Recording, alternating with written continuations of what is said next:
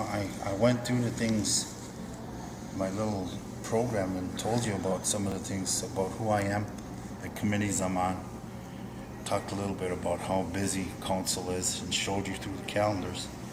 But I've done a little research too that I need to share with you and kind of maybe where do we go and how do we go ahead and hold our councils, not only for today but in the future.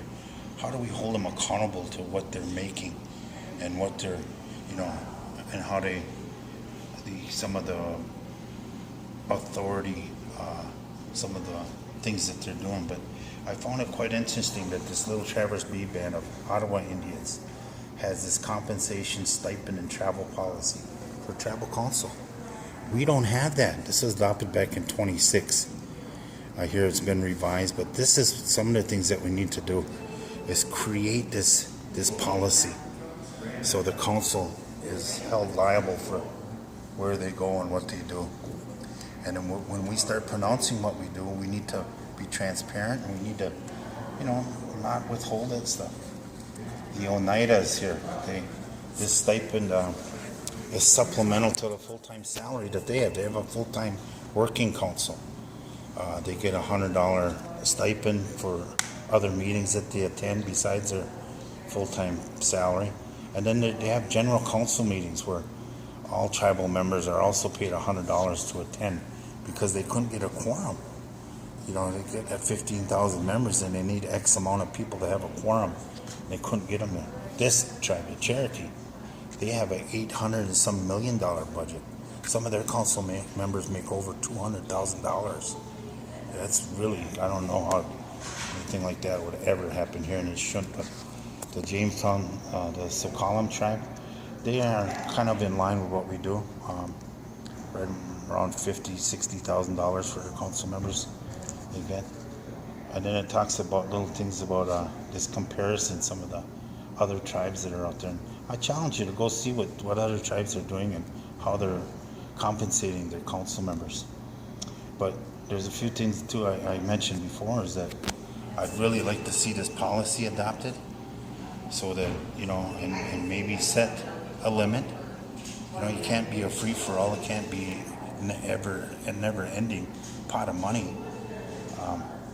I really believe that the council should be a full-time working council like other tribes, our brother and sister tribes have done in Wisconsin here. And then you have people specialize in certain areas. So there's no need for you to attend a meeting on healthcare when you're specializing over here in legal. That's an option that we can always look at, and we talked about it, but there's really nothing has come of it.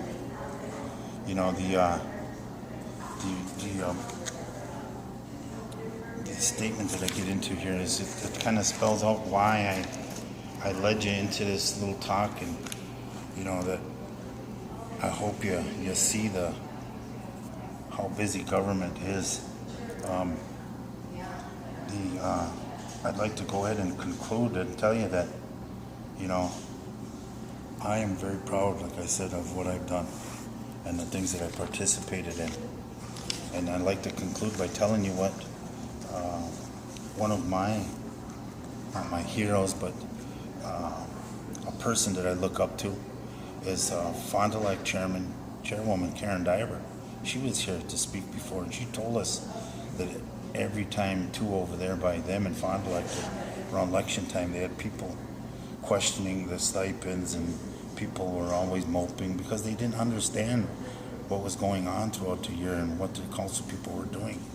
Well, Karen said they finally went ahead and made their council members full-time working council members that were accountable and that had specific duties that were spelled out. And they found a way to bridge that communication gap where they could go ahead and really brag about some of the accomplishments that the council had done and that their tribe had done. So that's where I think we need to get is, not criticizing people's and then, certainly not skipping meetings because people are looking over your shoulder and worrying about the stipend sheet.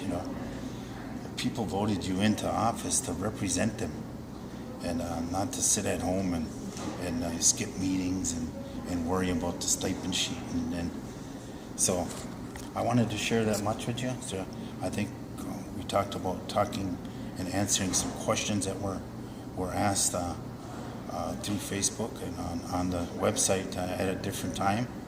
And there's a lot of good questions, but just by reading through some of them, it really tells me that communication gap is there. And boy, I tell you, we need to find a way to solve that problem, because until we do, there will be second guessing and doubt, and we don't need that here in our reservation. So, miigwech, thank you.